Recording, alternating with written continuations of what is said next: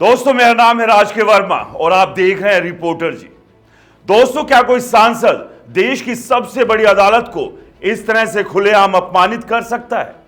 निशिकांत दुबे ने सीजेआई संजीव खन्ना पर गृह युद्ध भड़काने का आरोप क्यों लगाया? सुप्रीम कोर्ट के लिए कोठा और शरिया कोर्ट जैसे शब्दों का इस्तेमाल करने की हिम्मत कहां से आई? अटॉर्नी जनरल और सॉलिसिटर जनरल इन शिकायतों पर चुप क्यों हैं? क्या सुप्रीम कोर्ट अब इस मामले में स्वतः संज्ञान लेगा या यह मामला भी हेडलाइंस में खो जाएगा? दोस्तों, और क्या सुप्रीम कोर्ट के खिलाफ असंवैधानिक टिप्पणी करने के बाद निशिकांत दुबे जेल जा सकते हैं? दोस्तों, ये तमाम सवाल देश की सबसे बड़ी अदालत सुप्रीम कोर्ट और सत्ताधारी दल के एक सांसद के बीच की टकराहट को उजागर करती है। यह कहानी है बीजेपी सांसद निशिकांत दुबे की, जिनके बयानों ने न सिर्फ सुप्रीम कोर्ट बल्कि देश के मुख्य न्यायाधीश यानी सीजेआई को भी निशाने पर लिया।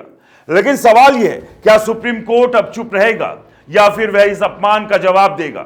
दोस्तों, यह सवाल सिर्फ मेरे या आपके नहीं, यह सवाल देश का हर वो नागरिक पूछ रहा है जो सुप्रीम कोर्ट को इस देश की आखिरी उम्मीद मानता है। सुप्रीम कोर्ट जिसके फैसले देश की दिशा तय करते हैं, जिसके दरवाजे पर हर कोई न्याय की गुहार लेकर जाता है, आज उसी सुप्रीम कोर्ट को एक सांसद ने निशाना बनाया है। और सिर्फ सांसद ही नहीं, सोशल मीडिया पर उनके समर्थकों ने तो हद ही पार कर दी। सुप्रीम कोठा, शरिया कोर्ट ऑफ इंडिया, हिंदू विरोधी, ये वो शब्द है जो सुप्रीम कोर्ट और सीजेआई संजीव खन्ना के लिए इस्तेमाल किए गए। लेकिन अब ऐसा लगता है कि सुप्रीम कोर्ट ने कह दिया है, बस बहुत हुआ। दोस्तों, सुप्रीम कोर्ट में एक ऐसा वाक्य हुआ जिसने इस पूरे मामले को नया मोड़ दे दिया। जस्टिस BR गवई और जस्टिस SG मसीह की बेंच के सामने एक वकील ने निशिकांत दुबे के बयानों का जिक्र किया। यह वकील कोई और नहीं बल्कि सुप्रीम कोर्ट के एक वरिष्ठ काउंसिल थे, जिन्होंने जस्टिस गवई से कहा कि निशिकांत दुबे ने सीजेआई संजीव खन्ना पर गृह युद्ध भड़काने का आरोप लगाया है। इतना ही नहीं, सोशल मीडिया पर सुप्रीम कोर्ट के लिए कोठा और शरिया कोर्ट जैसे शब्दों का इस्तेमाल किया गया। वकील ने कहा, हमने अटॉर्नी जनरल और सॉलिसिटर जनरल को भी कई पत्र लिखे, लेकिन कोई कार्रवाई नहीं हुई। अब हम सीधे सुप्रीम कोर्ट से गुहार लगा रहे हैं। जस्टिस गवई, जो मई 2025 में सीजेआई बनने वाले हैं, ने इस मामले को गंभीरता से लिया। उन्होंने वकील से कहा, आप जो फाइल करना चाहते हैं फाइल कीजिए। वकील ने जवाब दिया, मैंने पहले ही याचिका दायर कर दी है, मैं आपको डायरी नंबर दे सकता हूं। और फिर जस्टिस गवई ने जो कहा वह इस पूरे मामले की दिशा बदल सकता है। उन्होंने कहा, इस मामले को अगले हफ्ते के लिए रखिए। जी हां, सुप्रीम कोर्ट ने अब इस मामले को सुनने का फैसला किया है। लेकिन दोस्तों, यह खबर सिर्फ एक बयान की नहीं है, यह खबर उस माहौल की है जिसमें देश की सबसे बड़ी अदालत को खुलेआम अपमानित करने की हिम्मत की जा रही है। निशिकांत दुबे ने कहा, सीजेआई संजीव खन्ना देश में गृह युद्ध के लिए जिम्मेदार है। यह कोई छोटा मोटा आरोप नहीं है, यह एक सांसद का बयान है जो सत्ताधारी दल का प्रतिनिधित्व करता है। और जब सोशल मीडिया पर उनके समर्थकों ने सुप्रीम कोर्ट को कोठा और शरिया कोर्ट कहा, तो यह सिर्फ एक ट्रोल की बात नहीं, यह एक संगठित अभियान का हिस्सा लगता है। सवाल यह है कि निशिकांत दुबे को यह हिम्मत कहां से मिली? क्या उन्हें लगता है कि सुप्रीम कोर्ट चुपचाप सब सह लेगा, या फिर यह बीजेपी की कोई रणनीति है जिसके तहत सुप्रीम कोर्ट को बार बार निशाना बनाया जा रहा है?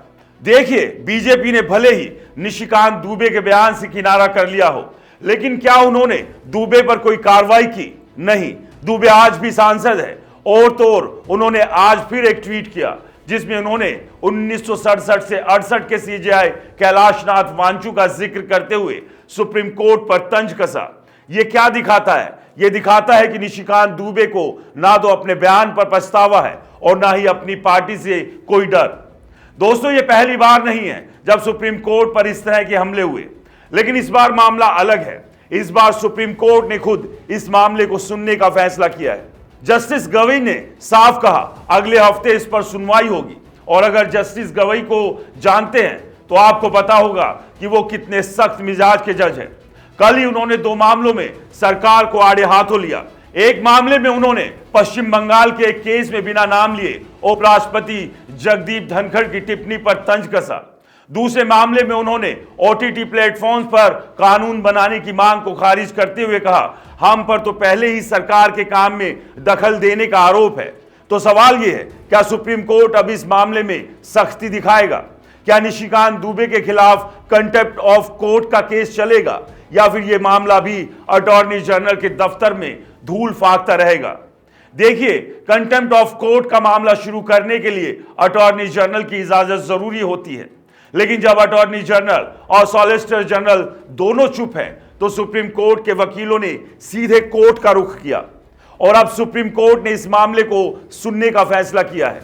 दोस्तों, यह मामला सिर्फ निशिकांत दुबे का नहीं, यह मामला उस भरोसे का है जो हमारी न्यायपालिका पर टिका है।